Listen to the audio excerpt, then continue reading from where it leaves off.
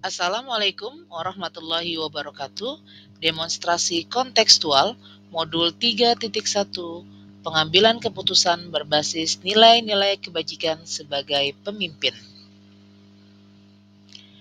Dengan saya, Indah Nurmaladewi dari SMP Negeri 101 Jakarta, CGP Angkatan ke-9. Ingin mengucapkan terima kasih kepada Ibu Sri Takarini dari BPGP DIY sebagai fasilitator dan Ibu Isnani Puji Lestari dari SMP Negeri 130 Jakarta sebagai pengajar praktik. Demonstrasi kontekstual dilaksanakan dengan cara mewawancarai kepala sekolah dengan mengajukan beberapa pertanyaan. Adapun acuan pertanyaannya adalah sebagai berikut. Selama ini, bagaimana Anda dapat mengidentifikasi kasus-kasus yang merupakan dilema etika atau pembangun moral? 2. Selama ini, bagaimana Anda melakukan pengambilan keputusan di sekolah Anda, terutama untuk kasus-kasus di mana ada dua kepentingan yang sama-sama benar atau sama-sama mengandung nilai kebajikan? Ketiga, langkah-langkah atau prosedur seperti apa yang biasa Anda lakukan selama ini? Yang keempat, hal-hal apa saja yang selama ini Anda anggap efektif dalam pengambilan keputusan pada kasus-kasus dilema etika? Kelima, hal-hal apa saja yang merupakan tantangan dalam pengambilan keputusan pada kasus-kasus dilema etika? Keenam, apakah Anda memiliki sebuah tata kala atau jadwal tertentu dalam penyelesaian sebuah masalah etika? Apakah Anda menyelesaikannya di tempat atau prosedur seperti apa yang Anda jalankan?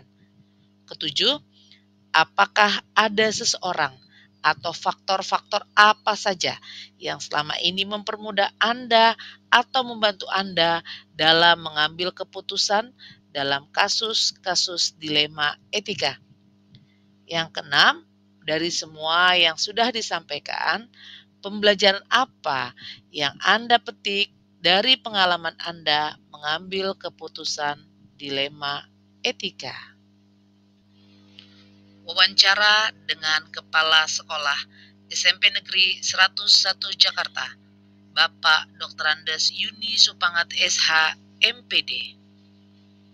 Oke, Bapak, mohon maaf sebelumnya minta izin waktunya karena di sini saya akan melengkapi tugas saya sebagai CGP Angkatan 9 untuk melakukan wawancara dengan kepala sekolah berkenaan dengan pengambilan keputusan yang berdasarkan pada nilai-nilai kebajikan. Bapak, mohon izin waktunya ya, Pak. Terima kasih. Ya, Bapak sehat? Alhamdulillahirobbilalamin. Oke, terima kasih Bapak. Ini Pak, pertanyaan yang nanti akan Indah ajukan semuanya berkenaan dengan bagaimana Bapak sebagai seorang pemimpin untuk mengambil keputusan yang berkenaan dengan kasus-kasus atau masalah-masalah yang terjadi, terutama untuk sekolah kita. Di sini ada beberapa pertanyaan, mungkin akan Indah ajukan secara bertahap. Untuk pertanyaan pertama, Bapak, selama ini bagaimana Bapak mengidentifikasi kasus-kasus yang merupakan dilema etika atau bujukan moral yang ada di sekolah kita atau di sekolah-sekolah sebelumnya, sebagai karakter Bapak sebagai seorang pemimpin bagaimana? Oke, terima kasih. Assalamualaikum warahmatullahi wabarakatuh. Waalaikumsalam. Berkaitan dengan masalah dilema etika. Saya sebagai kepala sekolah tentunya harus banyak mempertimbangkan berbagai hal yang terkait dengan masalah, karena itu menjadi dasar untuk melakukan pilihan-pilihan agar pengambilan keputusan itu bisa dilakukan dengan tepat. Ya. Sebagai contoh misalnya ketika ada anak yang bermasalah terkait dengan contoh aja ada anak kita yang kena kasus susila ya, dan terkena kasus susila, maka kita harus menggunakan rambu-rambu yang memang menjadi aturan terkait dengan khususnya aturan-aturan tentang anak-anak ya, hukum terkait dengan anak-anak di Indonesia. Yang ini ada lembaga khusus yang biasa menangani KPAI ya. Nah, walaupun itu masalah hukum, kita tetap harus menjamin hak-hak anak untuk sekolah, hak-hak anak untuk meneruskan pembelajaran, karena apa, dalam usia sekolah. Sehingga kita harus mencoba mencari jalan untuk agar anak itu bisa belajar. Tentu kita punya pengalaman pembelajaran secara online. Nah, ini menjadi dasar untuk kita bisa memberikan tugas, memberikan materi yang bisa dilakukan untuk anak belajar secara mandiri di tempat yang mana mereka sedang hadapi. Nah, tentu kalau kita hanya mengatur aturan yang terkait dengan tata tertib sekolah, anak ini sudah dipastikan harus keluar. Tapi ternyata ada aturan lebih tinggi yang harus kita hormati, yaitu terkait dengan perlindungan anak juga. Nah, ini penting gitu untuk kita cermati gitu. Kenapa? Tadi ada hak-hak anak yang harus dilindungi. Oleh karena itu, sekolah mengambil kebijakan anak ini tidak dikeluarkan, tapi masih tetap menjadi siswa SMP 101 dengan sistem dan cara belajar yang berbeda. Okay. Pak, jadi kalau Bapak untuk mengidentifikasi, oh ini masuk ke ranah dilema etika, oh ini masuk ke dalam ranah rujukan moral gitu ya, itu bagaimana cara Bapak mengidentifikasinya? Ini termasuk tadi ranah dilema etika, bukan rujukan moral. Jadi menurut Bapak yang termasuk dilema etika jika ada... Tadi masih di sana hukum positifnya ada, di sekolah juga ada hukum positifnya berupa tata tertib.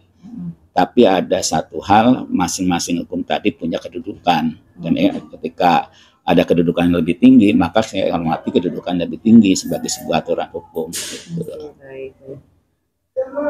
Terus kalau Bapak melakukan pengambilan keputusan gitu ya, terutama di sekolah ini, kalau keputusannya itu adalah dua hal yang sama-sama benar gitu ya, itu Bapak bagaimana cara Bapak menentukan pengambilan keputusannya seperti apa? Jadi ketika dua hal itu sama-sama benar, maka kita ambil mana yang memberi manfaat yang lebih besar. Ya. Jadi manfaat yang lebih besar untuk tadi, karena ini anak, makanya untuk anak, bukan untuk sekolah. Oh gitu. Jadi kalaupun antara anak dengan sekolah, Bapak akan lebih banyak atau akan lebih cenderung untuk berpihak pada anaknya gitu ya Pak ya? Iya, karena sekolah itu memang punya fungsi itu, ya, bukan untuk sekedar kepentingan sekolah, tapi sekolah itu memang adanya sekolah itu karena anak, maka kita harus kembali pada manfaatnya itu bagi anak, bukan bagi walaupun ada sisi lain juga kita menganggap itu bagian pentingnya juga dari sekolah, tapi kita melihat nilai manfaatnya mana yang lebih tinggi ketika ada dua aturan yang saling punya kepentingan dan itu kita harus memilih. Gitu. Iya Pak, gitu kan. Apalagi yang konsep kita kan konsep bengkel. Ya, gitu. Ya, kita konsepnya adalah bengkel. Bengkel itu berarti kita bagaimanapun keadaan barangnya kita harus coba untuk perbaiki. Gitu. Sehingga barang itu bisa memberi manfaat buat kita. Gitu. Oke Bapak, untuk pertanyaan selanjutnya, Bapak punya nggak langkah atau prosedur-prosedur yang biasanya Bapak lakukan dalam pengambilan keputusan? Jadi keputusan itu tidak langsung dibuat, tapi Bapak mengikuti langkah-langkah atau aturan-aturan atau prosedur-prosedur yang Bapak yakini sampai saat ini. Tentu untuk penanganan siswa itu ada peran-peran dari masing-masing yang terlibat ya di dalam hal ini. Contoh misalnya ada peran wali kelas, ada peran wakil, ada peran guru BK, ya, ada peran orang tua. Nah, itu menjadi bagian-bagian yang harus dipertimbangkan untuk menentukan siapa dulu yang harus melakukan, gitu. Kemudian nanti pada ujung akhirnya, ketika ini sudah dilewati step-step ini, baru kita pimpinan sekolah itu yang paling ujung akhir untuk menentukan, ya, ambil keputusan, gitu. Jadi step Bapak lebih kepada memberdayakan fungsi-fungsi yang ada di bawahnya sesuai dengan kategori dari peristiwa, gitu loh. Kalau kategorinya membutuhkan tingkatan yang langsung lebih tinggi karena urgensinya, maka kita ambil keputusan lebih tinggi, gitu.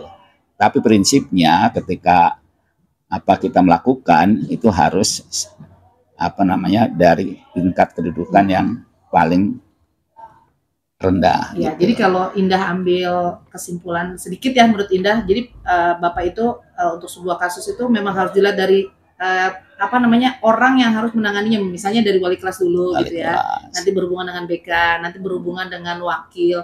Kalau memang sampai dengan wakil tidak terselesaikan, maka Bapak sebagai pimpinan yang akan mengambil keputusan seperti itu ya, prosedurnya. Oke, baik Bapak. Terus selanjutnya hal-hal apa aja nih yang menurut Bapak efektif dalam mengambil keputusan yang berhubungan dengan kasus-kasus dilema? Oke, terima kasih. Saya memandang yang namanya anak itu sebenarnya membutuhkan perlakuan yang tepat. Ya, tentu kita harus menimbang sebab-sebab masalahnya, faktor-faktor yang menjadi penyebabnya, sehingga ketika kita memberikan perlakuan itu bisa tepat, bisa dikontrol, ya, bisa efektif, sehingga diharapkan dengan cara seperti itu hasilnya juga akan memuaskan. Karena prinsipnya tadi, kalau anak itu diberikan aturan, misalnya, kamu perjanjian seperti ini, itu yang akan jadi korban karena anak, ya. Karena itu menjadi tanggung jawab kita, maka kita jangan menyalahgunakan kekuasaan kita untuk seperti itu. Kita lebih cenderung tadi pada memberikan perlakuan-perlakuan yang sesuai dengan kebutuhan. Ya, contoh misalnya kayak kasusnya si Sipa ya, pria Sipa misalnya. Itu kan kita memberikan perlakuan prinsipnya yang pas gitu. Ternyata anak ini masih mau berpikir nggak? Mau. Ketika dia tidak ada masalah, ternyata bisa sekolah, artinya bisa sekolah walaupun online gitu kan.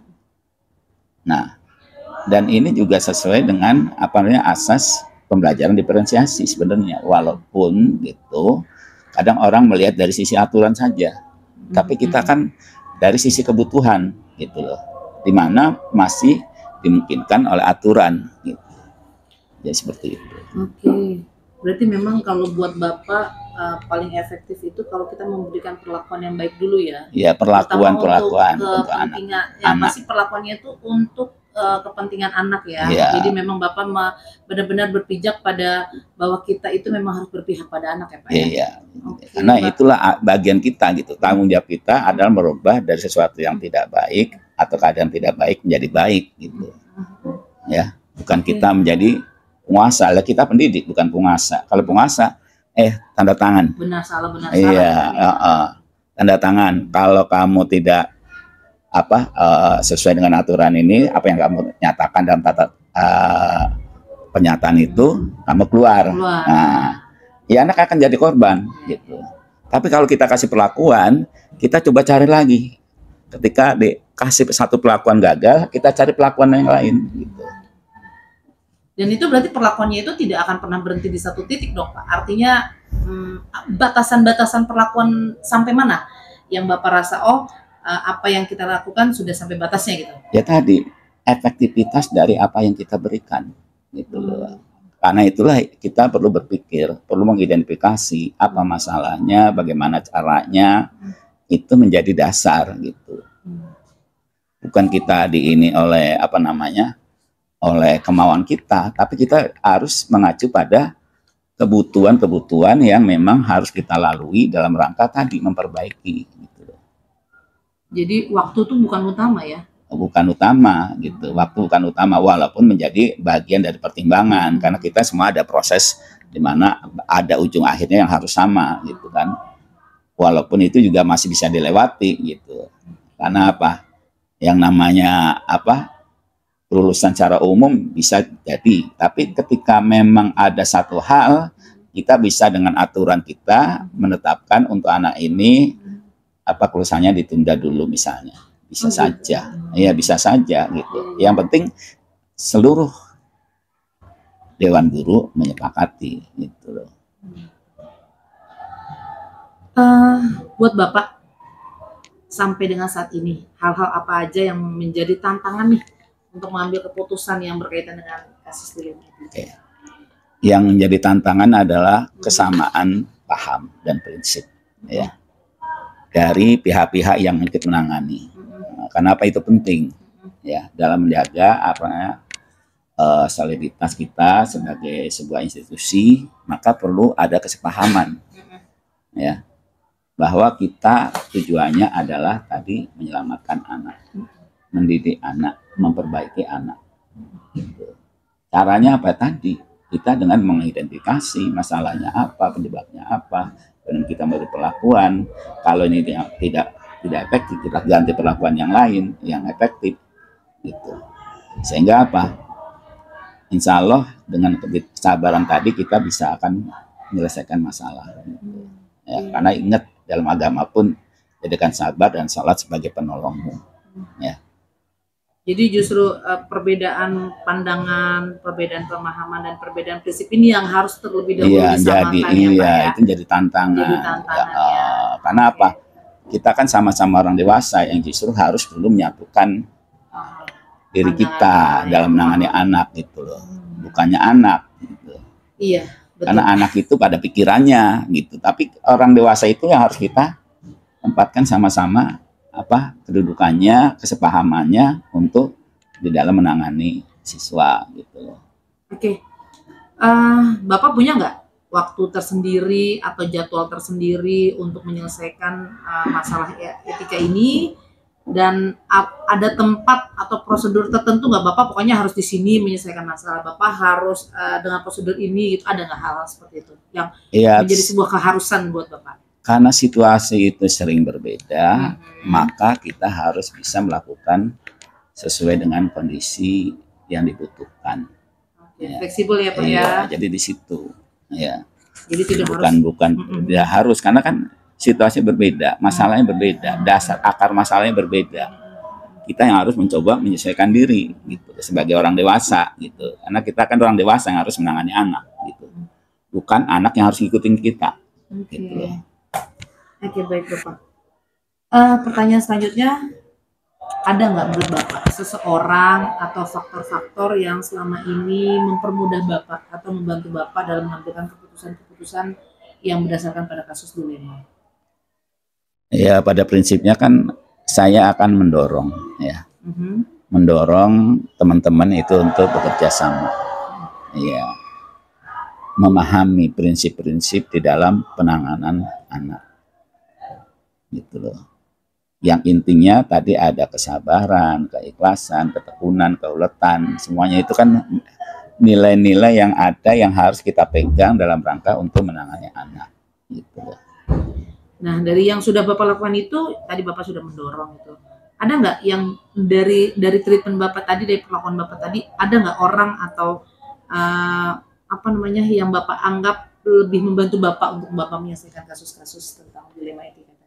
Biasanya paling fokus, yang paling ini adalah wali kelas. Karena wali kelas itu menjadi ujung tombak yang penting di dalam penanganan anak. Ya.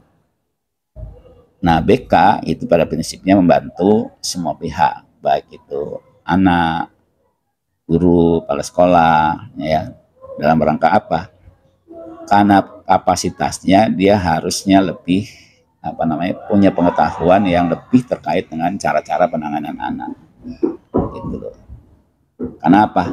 Tadi justru di sana fungsinya tadi adalah memberikan advice, memberikan saran, konseling kepada anak gitu loh. Oke, jadi kalau wali kelasnya ibaratnya gercep bekerjanya dengan sepenuh hati, maka penanganan kasus dilema etika menurut Bapak lebih mudah untuk diselesaikan gitu ya. Oke Bapak, pertanyaan terakhir nih Pak. Dari semua yang Bapak sampaikan, kira-kira kedepannya nih kalau untuk ada kasus dilema etika, biasanya Bapak melakukan refleksi seperti apa? Gitu kan? Nah, keputusan udah diambil, Bapak apakah Bapak melakukan peninjauan kembali, terus apakah ada tindak lanjutnya, atau Bapak apakah merefleksi dari keputusan-keputusan yang sudah Bapak buat? Jadi tentu yang namanya pengalaman ada pembelajaran yang baik. Ya. Berkaca dari pengalaman-pengalaman yang sudah ada, itu menjadikan dasar untuk memperkuat, gitu. Untuk memperkuat, melakukan pemilihan-pemilihan apa yang harus dilakukan di dalam menangani anak yang lain, gitu. Karena apa? Yang sudah jelas, setiap kasus biasanya mempunyai karakteristik yang berbeda. Ya. Karena berbeda anaknya, berbeda waktunya, berbeda kondisinya. Sehingga apa? Walaupun itu ada pembelajaran yang lalu, tetap kita harus bisa menyelesaikan dengan kondisi yang ada. Walaupun itu pengalaman ada. Dan itu kita tidak bisa menyamakan. Itu. Hanya itu menjadi bagian dari pembelajaran. Pastikan misalnya ada efek negatif, ada efek yang positif. Semuanya itu menjadi dasar untuk apa kita mengambil keputusan. Ya. Oke Bapak, pertanyaan info dari saya nih Pak. Kan tadi Bapak lebih kepada bagaimana kasusnya anak dengan peraturan sekolah gitu ya, anak dengan peraturan sekolah lebih pada anak. Nah, gimana kalau yang Bapak hadapi adalah kasus 2 orang guru, kan sekarang lagi marak nih guru-guru ingin ikut pelatihan secara offline ya, karena mengejar sertifikat. Ada 2 orang guru yang ingin melaksanakan pelatihan di P2 KPTK atau P4 OP ya, P4 ya sekarang. Bagaimana Bapak bisa sementara kelas yang ditinggalkan itu nggak boleh banyak-banyak. Bagaimana cara Bapak menseleksi atau melakukan sebuah keputusan siapa yang akan pergi berdasarkan apa? Ya tentu kita juga mempertimbangkan satu, kebutuhan guru. Ya untuk itu. Yang kedua, kebutuhan siswa. Kemudian dari 2 hal tadi, ya tentu guru itu kan punya derajat kepentingan yang berbeda. Ya, ada guru PNS, ada guru P3K, ada guru. Nah, itu tentu menjadi dasar pengambilan keputusan juga. Siapa dulu nih ya kebutuhannya. Karena masing-masing kedudukan tadi punya efek yang berbeda terhadap nanti kepentingan untuk kepangkatan misalnya. Sehingga mana yang dulu kan pasti ya yang punya efek terhadap pangkatan mereka, misalnya PNS, atau di bawahnya P3K, atau di bawahnya baru yang lain. Sehingga untuk pelatihan ini didorong ke sana. Walaupun ada satu hal, misalnya karena memang dia belum mendapatkan kesempatan, maka itu menjadi satu prioritas ya. Kalau kondisinya seperti itu. Kalau sama-sama sudah melakukan, sudah mendapatkan kesempatan, berarti kan kita melakukan pilihan-pilihan gitu. Nah itu. Jadi seperti itu. Jadi yang satu guru P3K-nya akrab banget dan nurut banget sama Bapak. Yang satu guru PNS-nya agak-agak ngelawan sama Bapak. Ya, bagi saya itu semuanya sama aja. Gitu. Ya, karena semuanya adalah di bawah tanggung jawab saya. Oke, baik. Jadi memang Bapak mengesampingkan urusan pribadi ya Pak, kalau untuk pengambilan keputusan ya. Oke Bapak, saya sendiri jujur nih Pak, jadi banyak oh iya seperti itu. Jadi dengan pembicaraan kita saya semakin memahami makna yang Bapak sering bilang kepada kita semua bengkel. Ya kan Bapak sering bilang pada kita bahwa kita adalah sekolah ini adalah bengkel, seperti apa ternyata memang keputusan Bapak menyatakan diri sebagai bengkel, memang Bapak lebih menasbihkan dirinya untuk berpihak kepada anak. Apapun yang kita lakukan lebih kepada keberpihakan anak kita terhadap anak. Bapak terima kasih atas wawancaranya. Banyak yang Ida pelajari dari pembicaraan kali ini. Terima kasih ya Pak. Mudah-mudahan ini bisa melengkapi tugas CGP saya, bisa juga menambah ilmu buat saya. Terima kasih ya Pak. Assalamualaikum. Waalaikumsalam warahmatullahi wabarakatuh. Terima kasih. Wawancara dengan Kepala Sekolah SMA Negeri 16 Jakarta, Bapak Dr. Andes Lida Nalida, MPD. Oke, Bapak mohon izin waktunya ya Pak. Saya Indah Nurmala Dewi dari CGP Angkatan ke-9 dari SMP Negeri 101 tetangga kita ya Pak. Ya. Izin minta waktu Bapak untuk mempertanyakan beberapa hal yang terkait dengan cara Bapak atau metode Bapak atau bagaimana cara Bapak berpikir tentang mengambil keputusan yang berdasarkan pada nilai-nilai kebajikan yang Bapak yakini. Izin bertanya Bapak. Ya. Oke, Bapak, menurut Bapak selama Bapak menjadi kepala sekolah di di SMA Negeri 16 ini, kasus apa yang paling Bapak anggap itu kasus besar dan menyangkut dilema yang menurut Bapak ya ini harus benar-benar dipikirkan dengan baik? Iya, makasih ya atas kehadirannya Ibu Indah ya. Iya Bapak, ya, Ibu Indah. SMP 101 ya. Iya. Terima kasih mau mewawancarai saya ya untuk kegiatan CGP ya. Iya Pak. Terkait dengan pertanyaan tadi ya, memang dunia pendidikan ini ya tidak semudah yang kita bayangkan ya. Karena problem-problem ini berasal dari manusia, ya kan, yang kita tahu bahwa manusia itu kan banyak yang nilainya gitu ya, ada berbagai sudut pandang ya tentang manusia ini. Karena kita lupa ya bahwa menyelesaikan suatu masalah ya dari sudut A mungkin ini selesai, tapi di sudut lain mungkin menjadi persoalan, gitu. Ya kan, sebagai seorang pimpinan tentu harus melihat dari berbagai macam sudut, gitu.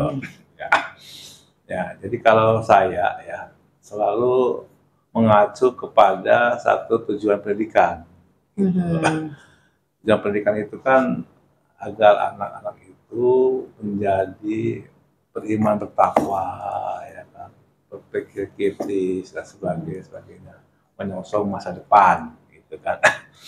Nah, dalam perjalanan, dalam proses mendidik itu ada kasus ya kan, yang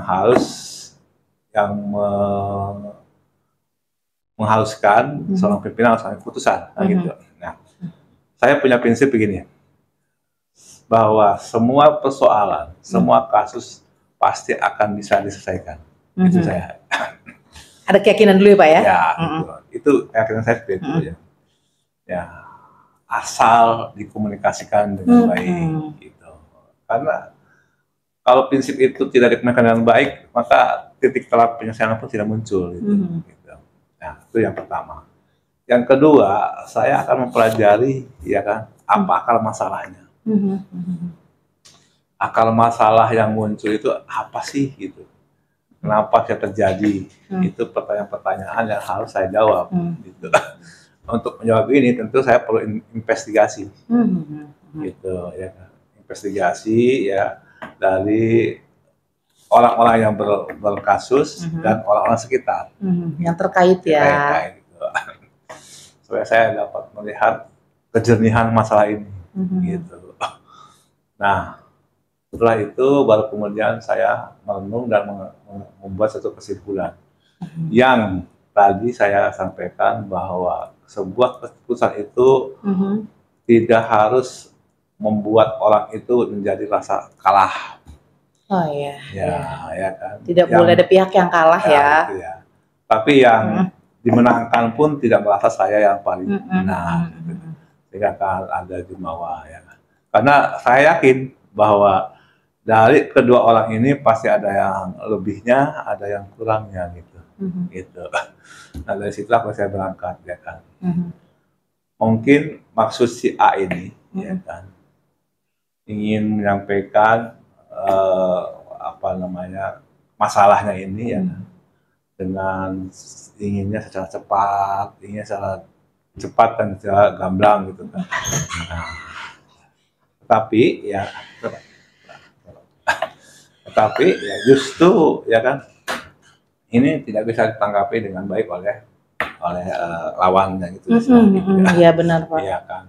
Akhirnya apa? Akhirnya timbul semacam, kalau sudah demikian kan tidak ada jalur kebersamaan ya, karena dia sudah bertentangan, berversus lah ya.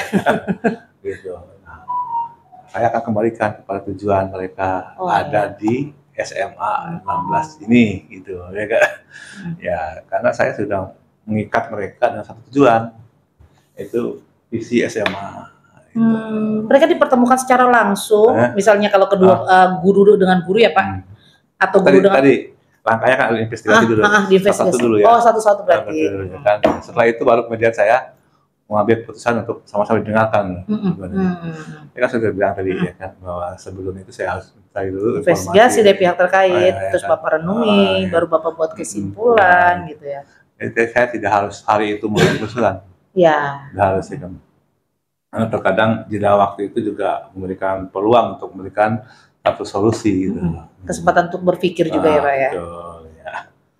Ini memang menarik gitu ya. Karena itu saya selalu mengacu kepada tujuan akhir dari kita berada di sini. Karena kalau kita punya tujuan yang sama, ya kan, sudah pasti punya perasaan yang sama, ya kan, ada keinginan yang sama.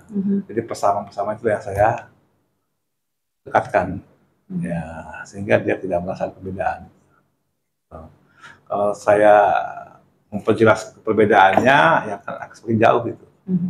Gitu.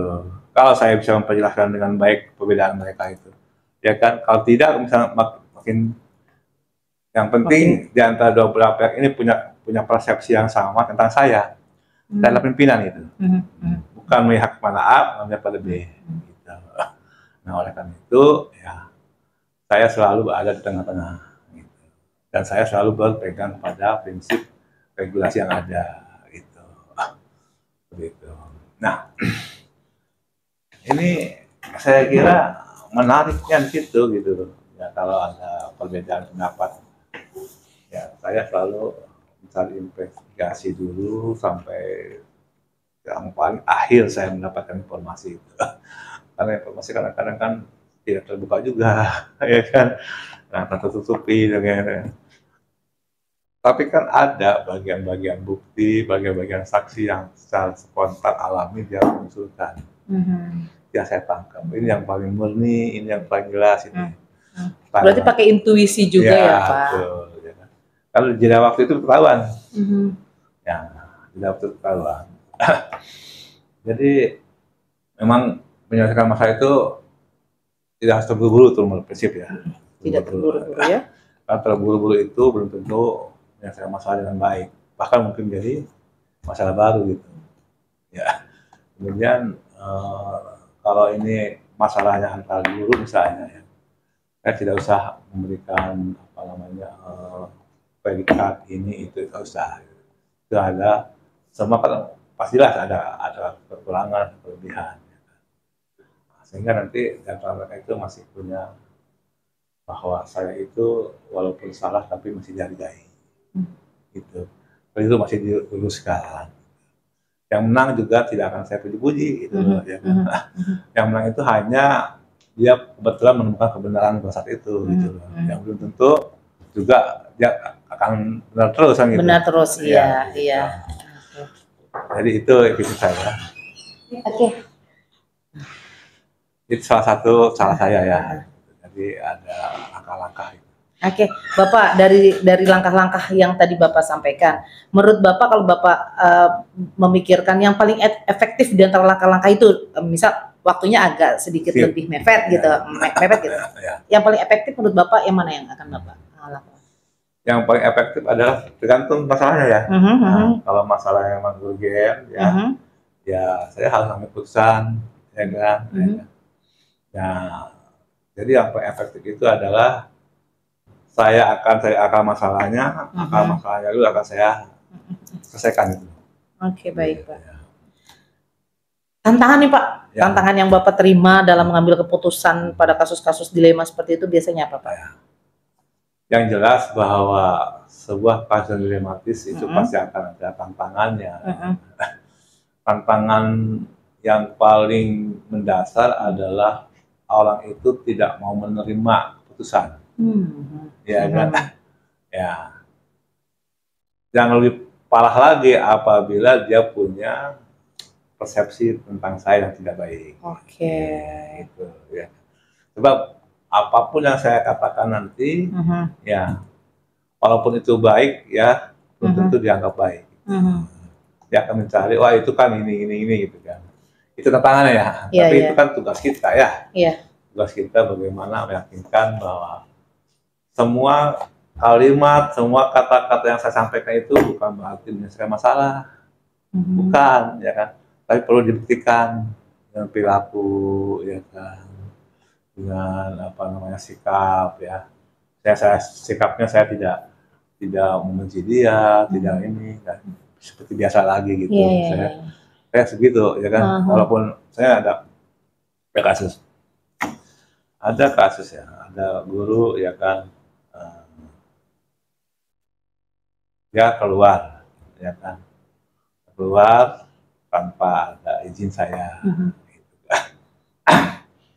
Ya kalau saya sih tidak ingin apa namanya langsung disampaikan, saya panggil. Kira-kira nih saya bilang gitu kan, kalau Bapak keluar,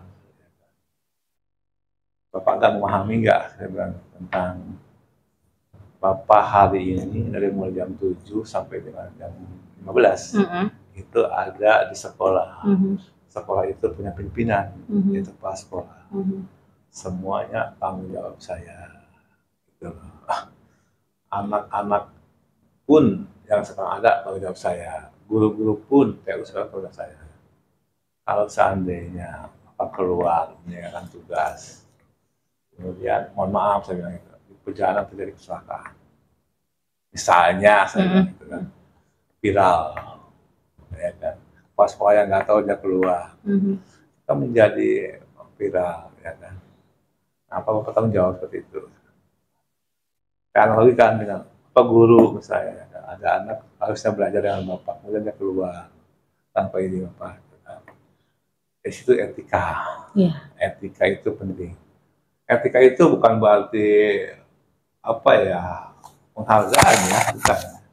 Etika itu memang suatu norma yang sebetulnya disepakati secara apa ya, secara non tulis ya. Non tulis ya. Tapi semua orang tahu gitu. Tahu. Ya kan. Karena dia mengacu kepada moral kita gitu ya. Ya. Nah di sinilah ya akhirnya kan saya harus menyampaikan pembelajaran. Karena kan kalau orang yang salah itu bisa dua hal. Memang dia ingin melakukan kesalahan, dia tahu gitu, dia tahu Bu, ya kan, bahwa dia itu salah gitu kan. Cari perhatian. Nah, kemudian dia tidak melakukan, tidak menganggap kalau dia melakukan kesalahan. Gitu, ya kan, saya salah gitu. Tapi kok saya melakukannya gitu. Itu satu. Ini karena mungkin dia terdesak, mungkin dia apa namanya sungkan, atau mungkin dia memang nggak mau lah, kebiarin aja lah. Saya keluar ini kan enggak. Itu bagi versi ya, ya kan. Versi ya kan. Itu kalau kita menganggap mereka itu seperti itu. Tapi kenyataannya kan dia keluar, dan kemudian dia tidak izin. Nah, kalau saya ya prinsipnya adalah sesuatu yang sudah bengkok, kalau saya biarkan, dia akan bengkok terus. Siapapun. Jadi anak-anak pun kalau sudah bengkok ya harus diluruskan. Gitu. Ya saya kasih tahu, ya kan. Saya berikan edukasi segala macam, termasuk etika itu. Karena apa ya, mereka sendiri juga menunjukkan etika saat ngajar gitu lah. Ya kan. Kan pas itu pemimpin pembelajaran di seluruh sekolah. Iya, betul. Ya kan? Pemimpin pembelajaran. Ya. Betul, Pak. Jadi semua yang ada di sini adalah saya pemimpin pembelajarannya gitu kan. Guru-guru gitu. Alhamdulillah saya sampaikan ini dengan harapan, dan harapan dia itu bisa cerita kepada yang lain, menggetok tularkan, ya, menggetok tularkan gitu ya. Menggetok tularkan, ya. Artinya dia cerita saya dipanggil gini-gini karena gini. Nah ini jadi semacam apa ya, alat saya gitu untuk menyampaikan secara tidak langsung dari kasus itu gitu. Sehingga teman-temannya pun tidak akan seperti yang dia lakukan. Gitu. Saya tidak menginformasikan itu. Cuma saya manggil aja ya kan. Akhirnya dia cerita kan. Berharapnya gitu ya Pak, Ya. menggetok tularkan dari bahasa baru nih Pak buat saya. Ya. Oke, Pak, Bapak itu termasuk orang yang punya prosedur yang kaku, waktu yang kaku, tempat yang artinya gini Pak. Pokoknya saya kalau menyelesaikan masalah harus begini, harus di sini, harus dengan waktu ini. Bapak termasuk yang seperti itu atau bagaimana? Enggak, saya enggak seperti itu. Saya orangnya bisa di mana saja dan kapan saja. Ya, lebih fleksibel ya. Fleksibel. Tapi kasusnya itu seperti apa dulu? Oh, tetap lihat dari kasusnya ya. Ya kan? Kalau itu memang diselesaikan dengan cara santai, saling ngobrol seperti ini di luar itu, ya no problem. Ya kan? Nggak harus masuk ke ruang guru, duduk secara gitu ya. Ke ruang guru, ke ruang kepala sekolah gitu ya. Saya kadang-kadang juga kalau mengasahkan kasus Bu, saya tidak pernah di sini. Oh gitu. Tapi di sini. Oh iya, lebih santai ya. Nah, karena kalau tidak di sini terdakwah. atasan bawahan gitu. Iya. Ya kan? Ini atasan bawahan. Kalau di sini kan sama-sama. Iya. Tamu dengan tuan rumahnya. Iya. Jadi apa ya, tempat-tempat duduk juga kan menentukan bagaimana seseorang bisa mengeluarkan apa yang menjadi permasalahannya ya Pak ya. Oke Bapak, menurut Bapak nih di sekolah ini atau mungkin di lingkungan sekitar Bapak ada nggak seseorang atau faktor-faktor yang sangat membantu Bapak untuk mengambil keputusan yang baik? Ya? Ada juga ya. Jadi saya selalu percaya ya kepada tugas-tugas yang sudah saya berikan kepada teman-teman. Ada wakil 3, ya kan? Ada wakil 3, ada KTU, ada staf, ada wali kelas gitu ya. Saya selalu memposisikan kalau ada masalah, ini siapa sih yang terkait? Gitu kan? Apa wakil, ya? Apa wali kelas, apa BK gitu. Ya. Jangan sampai saya panggil wali kelasnya saja, BK-nya nggak tahu. Saya selalu begitu, ya kan? Selalu mengumpulkan yang terkait gitu kan. Kenapa? Karena pada dasarnya anak-anak itu kan ditangani oleh banyak orang, ya kan? Ya tentu informasi anak itu juga perlu diberikan dari banyak orang. Gitu. Selalu seperti itu, ya kan? Kalau peristiwaan, ya peristiwaan, ya kan? Kalau kurikulum, tergantung pada kasusnya. Gitu, ya kan? Nah tentu saja terkait dengan itu. Nah seringkali memang kita harus mengambil keputusan berdasarkan di level 1 ya, ring 1 ya, wakil. Saya selalu minta pendapat dari 3 orang wakil ini. 3 orang wakil. Ya. Jadi saya harap ini keputusan kolektif kolegial namanya. Ya, kolegial itu adalah keputusan yang bersama-sama gitu. Yang sampai keputusan saya itu tidak diketahui oleh wakil. Iya. Itu. Yang kedua, jangan sampai keputusan saya itu tidak diamankan oleh wakil. Oke. Ya, harus diamankan. Iya. Gitu. Kalau nggak diamankan, ya kalau ada wakil yang barelo itu kan berarti kan merasa dia tidak diikut sertakan di. Jadi makanya wakil nggak bisa. Saya nggak tahu itu maksudnya. Nah, itu nggak boleh. Nggak boleh. Ya artinya semua yang saya sampaikan itu tiga-tiganya harus benar gitu. Gitu. Penting itu Pak. Karena emang dengar ada wakil yang bilang, saya nggak tahu itu mah keputusannya Bapak. Gitu kan ada kayak gitu yang harus kita hindari ya sebagai pemimpin ya Pak ya. Jadi saya bilang katanya wakil loh, wakil kepala sekolah itu. Jadi jabatan itu sudah melekat gitu dimanapun dan kapanpun. Jadi apa yang diputuskan oleh sekolah itu bersama-sama ya kan. Jangan sampai ada wakil yang tidak tahu ini. Saya gini, kalau BP rapat, saya nggak mau berjawab kalau tidak ada wakil tiga-tiganya. Terus ada gitu loh. Kalau saya telepon, ini dulu Pak, ini gitu. Nah itu saya coba untuk itu laksanakan.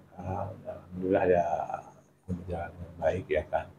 Artinya belum pernah ada terjadi sampai wakil nggak tahu gitu, nggak tahu gitu. Memang kalau kitanya tidak melaksanakan apa yang saya inginkan itu, saya, udah cukup lah, wakil aja gini, wakil ini. Itu jadi benih untuk kan gini ya. Saya ngobrol sama wakil kurikulum di sini, tapi saya nggak ngobrol dengan yang lain, kelihatan. Ngomong apa tuh dia? Itu kalimat itu pasti muncul, ya kan? Ada apa tuh dipanggil?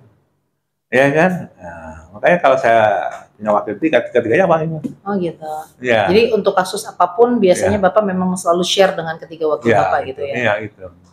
Walaupun itu bagian kurikulum atau kata terkait gitu loh. Gitu. Baik. Ya. Terus Pak, menurut Bapak sejauh mana keputusan Bapak itu berjalan dengan efektif gitu? Bapak melihatnya dari mana gitu? Oh ini keputusan saya memang bisa berjalan dengan efektif nih, sudah berjalan dengan baik atau sudah bisa dilaksanakan? Iya betul. Jadi gini, saya punya prinsip gini. Keputusan yang saya ambil itu saya juga harus mengukur ya, apakah keputusan saya itu akan dilaksanakan atau tidak, ya kan? Apakah itu akan efektif atau tidak? Ya kan? Saya selalu ingin tahu itu, karena kalau tidak demikian, maka apa arti keputusan itu gitu loh. Ya. Maka saya di akhir kata-kata itu ya, semua yang jadi hari ini harus dijalankan sesuai dengan apa yang disepakati. Itu kalau ada masalah silahkan sampaikan kepada saya. Gitu. Jangan sampai tidak disampaikan. Ada masalah dari guru, dari siswa, sampaikan kepada saya gitu kan. Kita kumpul lagi, kita ambil keputusan gitu. Dan biasanya saya itu menyatakan ini efektif atau tidak efektif itu kalau ketiga-tiganya memahami dan melaksanakan. Gitu. Nah, memang tidak semua sama ya pemahaman wakil, tidak sama ya. Mungkin ada yang lebih cepat, ada yang sedang, ada yang menunggu gitu kan. Nah, itu manusiawi aja ya. Tapi dengan sistem yang seperti ini, dia akan tergerak juga gitu. Oh, saya tidak mendukung, tidak melaksanakan ini. Jadi kalau saya selalu meminta meminta gimana? Yang kemarin dibicarakan, udah saya belum bisa tagih gitu. Ada tagihan ya? Tagihannya gitu ya. Ya karena saya bukan bawel, tapi karena itu kesepakatan bersama, tagihan itu kan. Tagihan. Terus Pak, dalam memandang sebuah kasus atau sebuah masalah, Bapak melakukan tindak lanjut atau refleksi nggak Pak untuk kedepannya seperti apa gitu? Pasti itu. Ya karena apa ya, masalah itu kadang-kadang muncul kita nggak sadari asal dari kita. Iya. Jadi begitu ya Bu ya. Ya kan, yang harus karena semua pimpinan itu kan tidak seperti orang sempurna ya, pasti ada yang salah. Ada banyak saya pernah mengambil keputusan yang agak salah, pengalaman ya. Ya kan? Iya Pak. Pengalaman saya ingin memberikan reward ya kepada guru yang berprestasi dan TU yang berprestasi, ya kan. Nah, untuk guru saya alhamdulillah ya kan, saya membuat kriteria yang jelas, yang terukur, dan orang bisa memahaminya, memahami ya kriteria itu. Ya saya anggap guru yang lolos ke dalam calon guru penggarap itu adalah prestasi, gitu, ya kan. Semua saya kasih kesempatan untuk ikut, gitu, ya kan. Ada beberapa yang lolos dan enggak, gitu kan. Nah saat PGRI saya kasih hadiah, kasih reward segala macam gitu kan, ya kan. Gak ada yang protes, dan alhamdulillah di sini jadi berkembang, ternyata 1 sekarang jadi 4 orang masuk, ya kan. Ada juga fasilitator segala macam, termotivasi mereka ternyata. Nah, saya juga akhirnya, wah ternyata guru-guru yang tidak saya sangka itu masuk justru gitu loh, ya kan. Terpendam sementara gitu kan, ya saya panggil, ya kan, saya berikan juga gitu kan. Ya sama-sama sertifikat dan uang untuk beli pulsa nggak masalah gitu kan. Siap sebagai PGRI. Yang jadi persoalan saat menentukan TU yang berprestasi, ya, gitu. Saya sudah mengambil keputusan dengan teman-teman saya yakin keputusan saya salah itu kan, karena teman-teman itu juga saya nanya satu-satu, setuju nggak, setuju nggak, setuju nggak. Kalau setuju gitu, ya kan. Tapi saya tidak tahu dalam pikiran saya gitu kan, apa setujunya murni atau tidak gitu kan. Ini kan perlu analisa, Bu. Ya kan. Setelah berkembang lama, ada banyak letupan-letupan, ini itu gitu kan, yang tidak apa namanya, yang harus saya baca gitu ya sebagai satu fenomena gitu kan. Wah ini kayak nggak mungkin saya teruskan itu. Akhirnya saya besoknya mau dikasih, saya WA ya kan, mau wakil ya kan. Saya menggagalkan keputusan saya. Gitu. Sudah disebutkan terus digagalkan sebelum pelaksanaan. Ya, pada waktu itu kan. Alasannya saya tidak punya kriteria yang jelas dan akan menerima konsekuensi. Ini sudah berkembang, saya baca gitu kan. Jadi mohon maaf, saya tidak akan menerima. Penggantinya apa? Penggantinya adalah saya akan memberikan reward kepada seluruh TU. Oh, iya. Itu. Daripada nanti menjadi lebih buruk lagi gitu. Semua TU saya kasih reward. Sebagai bentuk sebagai bentuk penghargaan guru terhadap TU yang sudah melayani. Alhamdulillah. Justru itu lebih diterima dengan baik ya. Betul ya kan. Nah, itu udah berkembang lama kan. Kok jadi begini gitu kan. Ya kan. Dan aja. Itu Bu. Jadi keputusan yang kita ambil itu nanti ke kepala ya. Ya. Renungkan kembali ya kan setelah keputusan ya kan. Kemudian baca situasi ya kan. Karena kita punya kekuasaan membuat decision maker gitu ya kan, dalam hal keputusan. Yang jelas kalau keputusan kita menimbulkan masalah itu gak ada guna. Oke, Pak. Tapi kalau keputusan kita memberikan manfaat itu adalah lebih bagus. Baik ya. Gitu. Akhirnya ya, teman-teman tahu. Jadi nggak usah khawatir untuk membatalkan keputusan kita ya. Kalau misalnya kita melihat kayaknya diteruskan malah tidak baik ini gitu ya. Oke. Ya, saya tidak akan malu untuk membatalkan. Ya, karena saya kan juga bukan orang pintar, orang luar biasa gitu loh, ya kan. Ya, justru di situlah yang disebut dengan cobaan ya kan. Gitu, kan. Jadi seperti itu. Ya. Nah, jadi yakinlah bahwa niatnya itu memperbaiki gitu ya, memperbaiki segala apa. Teksnya itu gelap Bu, kayak 16, saya hampir setengah tahun saya baca. Butuh waktu ya Pak ya. Ya karena setiap orang datang ke saya gitu. Ya memberikan persepsinya masing-masing gitu ya. Saya senyum aja. Terima kasih Bapak. Ya, setelah itu saya baru bisa mengambil kesimpulan. Itu yang pas sholat itu, Pak ya. Jadi tidak bisa kita menerima dari satu sisi aja ya, Pak ya. Jangan takut sebut lamban Bu. Jangan takut sebut lamban, ya kan. Karena orang yang cerdas menurut saya adalah orang yang tepat langkahnya. Iya kan. Ya, bukan yang cepat, tapi yang tepat gitu. Tepat ya Pak, tepat langkahnya. Ya, langkahnya gitu kan. Tepat itu kan belum tentu dalam waktu singkat Bu. Ya, quotes dari Bapak nih. Jangan takut untuk disebut lamban, yang penting tepat dalam mengambil keputusan. Oke. Bapak, terima kasih banyak. Ilmu nih tadi digetok tularkan. Terus quotes Bapak hari ini, jangan takut disebut lamban, yang asal tepat mengambil keputusan. Itu jadi hal yang luar biasa buat Indah nih Pak ya. Mudah-mudahan ilmu yang Bapak beri benar-benar bermanfaat buat saya, buat kedepannya, entah saya nanti jadi apa, yang pasti saya akan coba, toh di dalam kehidupan rumah tangga juga saya udah jadi kepala keluarga gitu ya, jadi harus bisa mengambil keputusan yang terbaik nih. Bapak sekali lagi terima kasih atas waktunya, terima kasih atas ilmunya. Saya ingin satu lagi Pak. Iya Pak. Barangkali bisa jadi motivasi ya. Iya Pak. Bapak Ibu kan udah jadi penggerak ya kan. Saya punya prinsip ini Bu ya, lebih baik jadi kepala cacing daripada jadi ekor naga. Oh, I see. Ya. Kita ya pulang kerja dari yang memimpin lah gitu, menggerakkan itu. Banyak banget ikut dari Bapak. Tapi kan kadang-kadang orang berpikir, enak loh jadi ekor naga, sesuatu yang terlihat, sesuatu yang begitu ya Pak ya. Makanya luar biasa nih Bapak, lebih baik jadi kepala cacing ya Pak ya, daripada jadi ekor naga. Kita bisa memberikan sesuatu kepada orang lain, betul, bermanfaat, ya kan. Orang yang baik orang bermanfaat katanya. Luar biasa Bapak, terima kasih. Bulan apa ya gitu ya? Orang yang baik itu orang bermanfaat ya? Iya.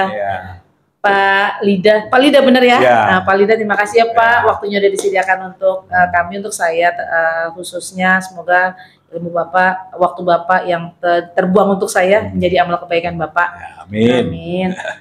Sekali lagi terima kasih untuk waktunya. Mohon maaf ya Pak jika saya agak sedikit panjang bertanya. Oke Pak, terima kasih. Assalamualaikum. Kita minum dulu. Ya, Pak. Analisis hasil wawancara. Assalamualaikum warahmatullahi wabarakatuh. Dengan saya Indah Nurmala Dewi, CGP Angkatan ke-9 dari SMP Negeri 101 Jakarta. Di sini saya akan mengutarakan hasil pendapat saya atau hasil analisa saya berdasarkan wawancara yang telah saya lakukan dengan 2 kepala sekolah. Kepala sekolah yang pertama adalah Bapak Dr. Andes Yuni Supangat SH MPD selaku Kepala SMP Negeri 101 Jakarta, dan yang kedua dengan Bapak Dr. Andes Lidana Lida MPD selaku Kepala SMA Negeri 16 Jakarta. Dari hasil wawancara saya, maka saya dapat menyimpulkan mereka berdua, Bapak Kepala Sekolah, sering membuat keputusan yang berdasarkan pada dilema etika, baik dilema etika individu lawan kelompok, rasa keadilan lawan rasa kasihan, kebenaran lawan kesetiaan, maupun jangka panjang melawan jangka pendek. Dari kasus-kasus yang mereka hadapi, Bapak Dr. Andes Yuni Supangat selaku Kepala SMP Negeri 101 Jakarta selalu mengedepankan kepentingan anak dalam setiap keputusan yang beliau ambil. Apapun keputusan yang beliau ambil, beliau selalu menjadikan anak, kebutuhan anak, kepentingan anak adalah hal yang utama.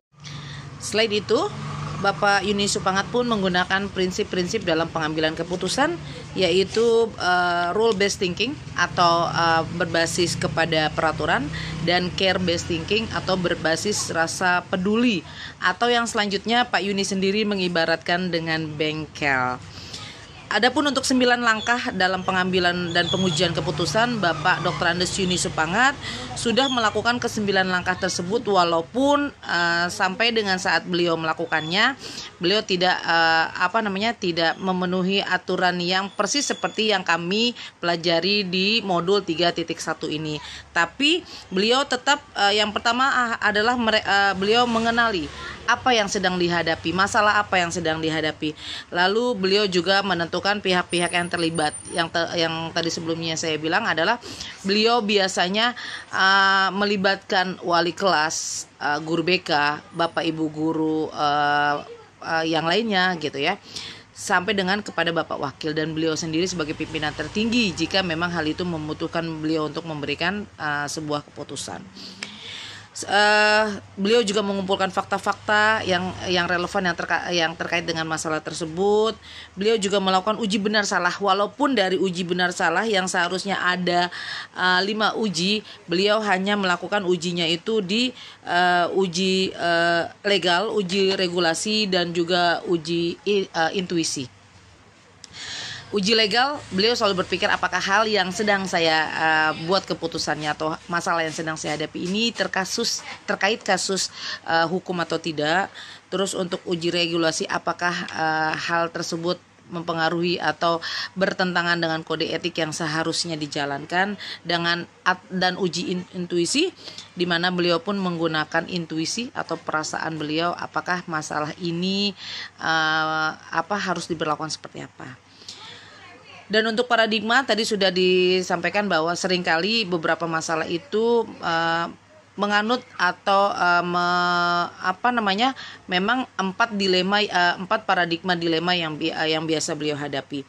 Untuk resolusi tadi sebelumnya saya bilang bahwa beliau itu biasanya menggunakan rules based thinking dan care based thinking. Sementara untuk opsi trilema, kemarin beliau juga sudah menyampaikan bahwa sebagai kepala sekolah tidak bisa bicara A dan B, tidak bisa membenarkan yang satu menyalahkan yang lain. Tapi biasanya memang harus ada opsi lain atau opsi ketiga, yang dimana opsi tersebut memang tidak menjatuhkan pihak kedua belah pihak, tapi mencari titik tengah atau jalan terbaik dari permasalahan tersebut. Setelah lalu beliau membuat keputusan, dan biasanya setiap keputusan sebagai manusia pasti dilakukan tindak lanjut dan juga refleksi ke depannya seperti apa. Sementara menurut Bapak Yuni Supangat sendiri, yang paling efektif untuk melakukan sebuah keputusan adalah perlakuan yang tepat. Bagaimanapun keputusan yang diambil nanti, jika perlakuannya tepat, maka keputusan itu insya Allah nanti akan berjalan dengan baik gitu ya.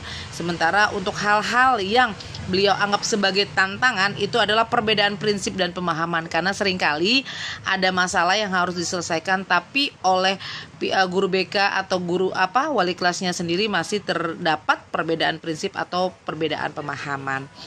Sementara untuk tata laksananya, waktu dan sebagainya, beliau termasuk orang yang fleksibel, tergantung bagaimana permasalahannya, apakah bisa diselesaikan dengan tenggat waktu atau harus saat itu juga. Dan pihak yang menurut beliau paling membantu untuk menyelesaikan masalah adalah seluruh stakeholder yang ada di sekolah, mulai dari wali kelas sampai dengan ke beliau, sampai dengan ke wakil-wakil beliau. Itu yang dapat saya analisa dari wawancara saya dengan Bapak Dr. Andes Yuni Supangat selaku Kepala SMP Negeri 101 Jakarta. Sementara wawancara saya dengan Bapak Dr. Andes Lida MPD selaku Kepala SMA Negeri 16 Jakarta, beliau pun sama sering mengalami atau menghadapi masalah-masalah dilema etika yang berhubungan dengan individu lawan kelompok, rasa keadilan lawan rasa kasihan, kebenaran lawan kesetiaan, dan jangka pendek melawan jangka panjang.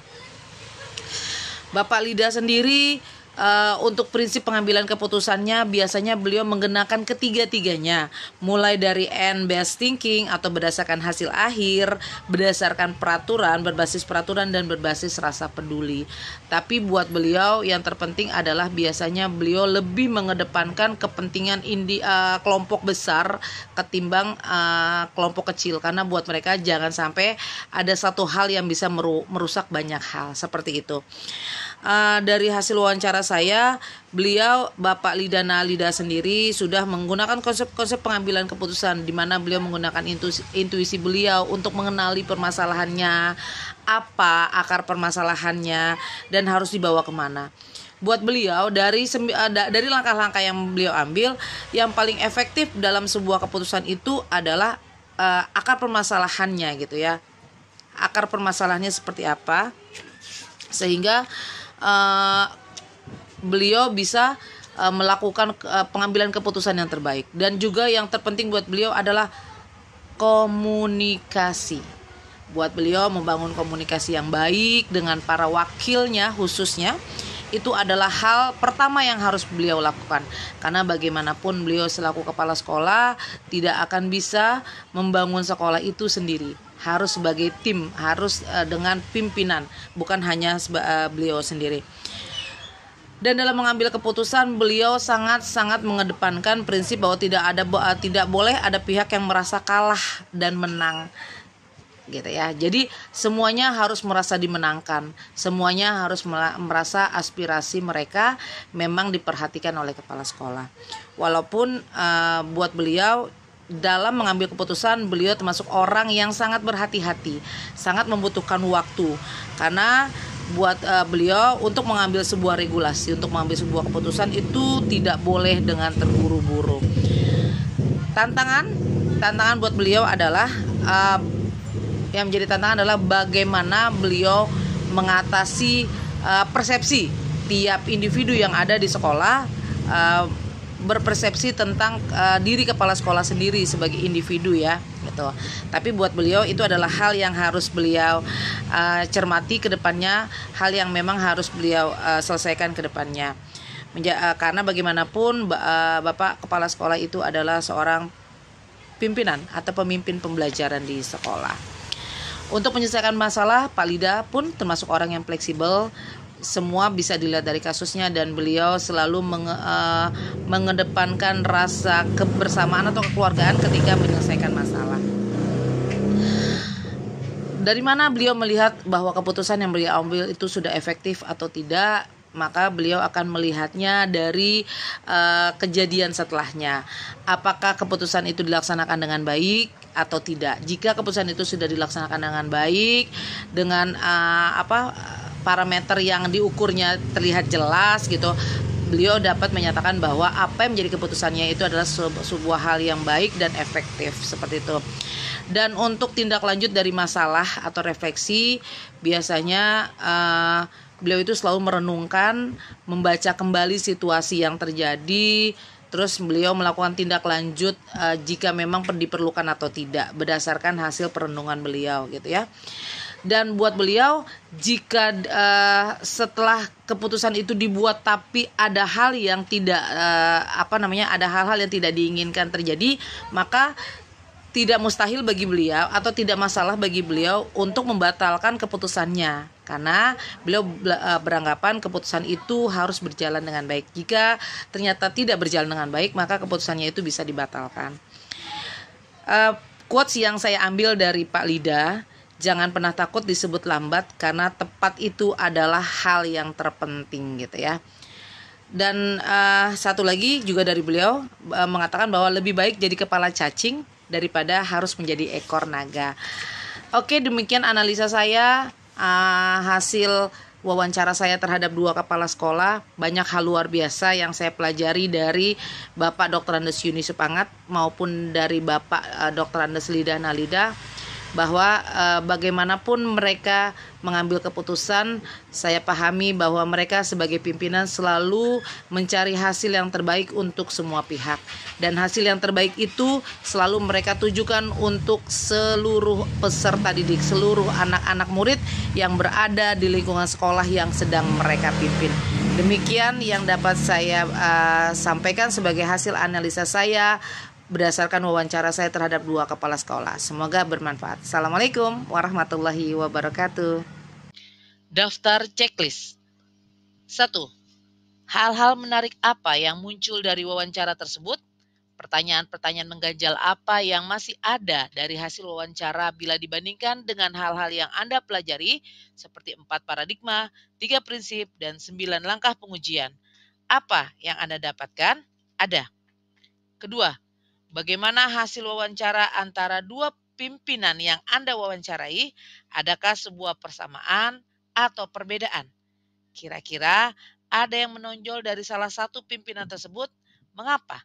Dan apa yang membedakannya? Ada.